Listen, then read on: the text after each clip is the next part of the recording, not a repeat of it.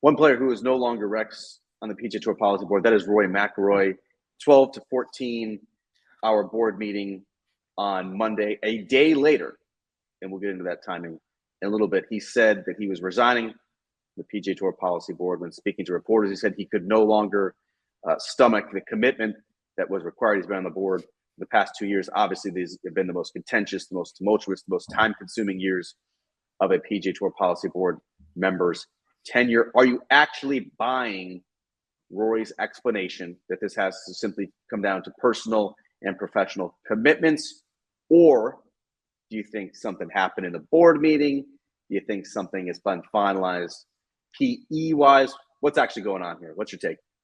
I would absolutely love. You and I are sitting here debating all of these serious golf subjects, and if an entire spin class came in behind you and just got to work. The instructor just came in. The instructor just came in. Like, oh, so we got to move this along. Is that what you're saying? Why are you talking about Tiger?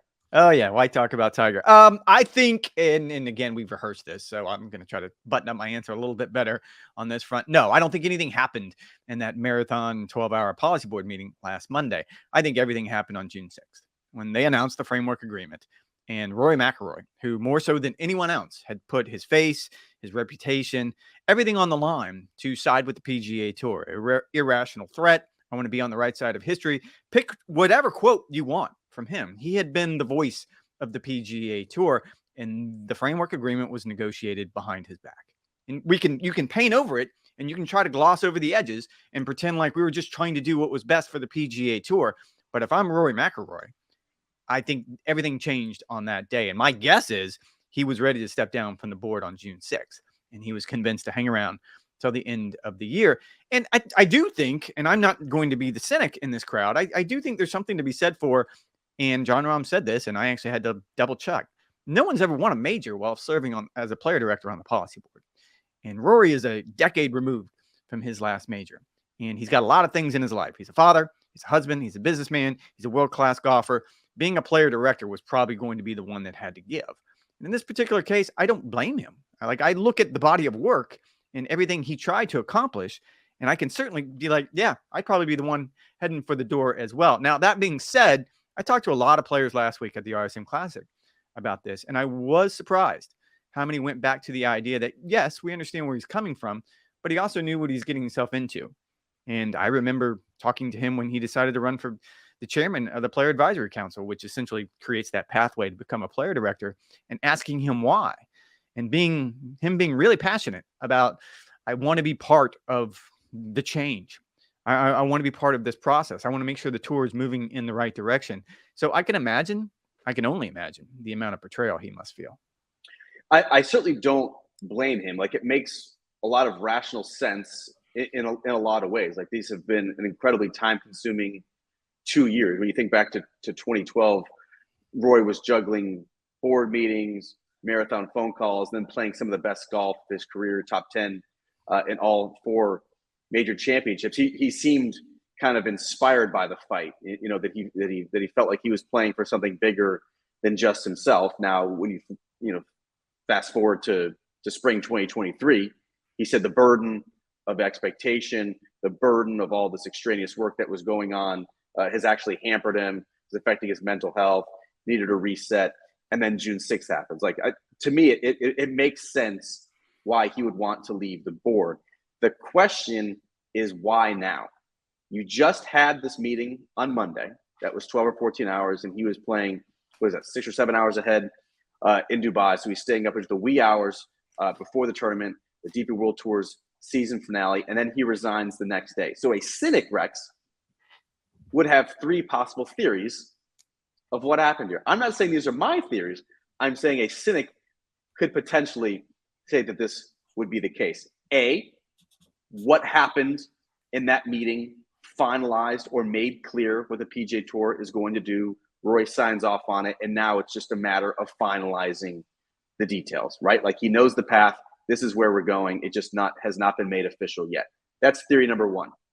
Theory number 2 is that Rory knows that eventually the PGA Tour is going to have to get in bed with the Saudis. They're going to have to strike a deal with the PIF in some capacity. It seems very unlikely that the DOJ would allow a Tour PIF deal as currently constituted, but there could still be kind of this commingling between private equity firms and the PIF as it relates to PGA Tour enterprises. And Rory, in a potential a potential saving face, does not want to be seen after fighting Liv tooth and nail for the past 2 years as then kind of signing off on a deal with the Saudis.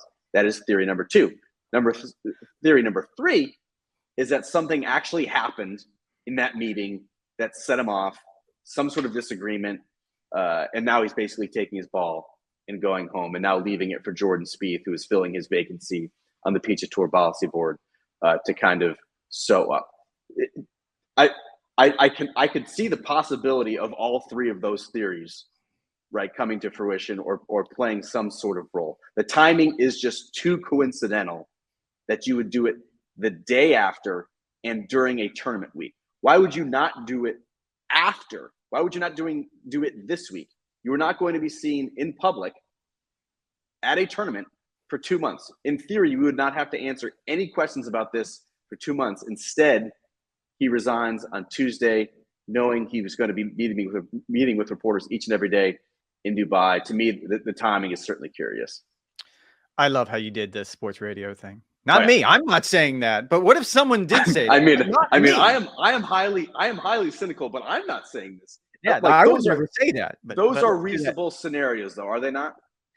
Yeah, I guess to a certain degree. I still lean into, I'm pretty sure he was done, at least checked out mentally on June 6th. And maybe it was symbolic, the timing of it. I mean, it was overnight after that all-night meeting. And he, my understanding is they got the resignation letter late Tuesday. The tour did, and then sent the memo to players. I think I was actually at a PGA Tour media dinner when I got the memo sent to me and had to abruptly leave the dinner and go report that.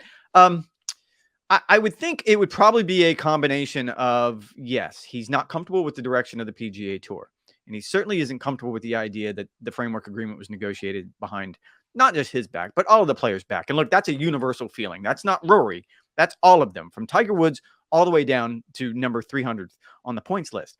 And I think there's probably also some personality conflicts on the board. I don't think it's any secret. Well, he said as much. Like, he and Patrick Cantlay simply don't get along. And now they're having to sit in board meetings. He called him a male organ, Rex. He did. And which is, I mean, that doesn't happen in golf. Like, let's face it, for him to have done that in print with his name attached to it shows his level of distaste for Patrick Cantlay. And I'm sure that Patrick Cantlay also has his level of distaste for Rory. So now you're sitting in board meetings, and not only are you talking about things that you're not qualified to talk about. Let's be honest. I have nothing but respect for the 6 player directors, but none of them are qualified to sit in on these negotiations for $1 billion deal. Either am I. Like, this is a very, very narrow lane that only a few people in the world are qualified to do. And you're asking these players to become experts or something. And on top of that, he's having to yell probably at Patrick throughout the entire meeting because they don't get along. So I think all of those things probably factor into it. I went on Golf Today last Tuesday, and they were running sound from Rory from Dubai the day before. And as Damon brought me up, his comment to me was, Rex, Rory sounds tired. And I go, of course he's tired. He just sat through 12 hours of policy board meetings on the other side of the planet. Like, he's sitting up at 2 a.m. All he wants to do is go to sleep. And he's having to talk about these things, again, not qualified for it. And he's probably just zoning out because they're probably throwing nothing but numbers at him. And I can see where he's coming from. Now, look, they replaced him. The player directors voted to replace him with Jordan Spieth. Jordan Spieth will serve out the last year of Rory's term. Jordan Spieth has served on the policy board before, and that was a good move for them because they knew that where they are in the negotiations, they needed someone that they didn't have to completely bring up to speed. Like, you're not going to drop a rookie into that situation. I will say this, though. I don't know if I agree with the pretense that the PGA Tour is marching towards it's inevitable that there'll be a deal with the PIF. I'm not quite sure that I'm all in on that. I don't think it's inevitable. No, I think there's a possibility that they know that they need the PIF money. Well, I think what's going to happen is right now you probably have better offers. Let's say Fenway Sports has given the tour a better offer, but knowing what we know, again, not experts when it comes to these things, but there's no doubt in my mind that the PIF will be able to, at the 11th hour, to offer the best deal. Like, they will. Like, there's no doubt about that. They can just step in and be like, yeah, that's a good deal, but we can do this X amount better. And at that point, it's going to kind of come down to how comfortable the player directors and the independent directors on the policy board are with going that route with the PIF. And I think you might be right that Rory simply is not comfortable with that inevitability.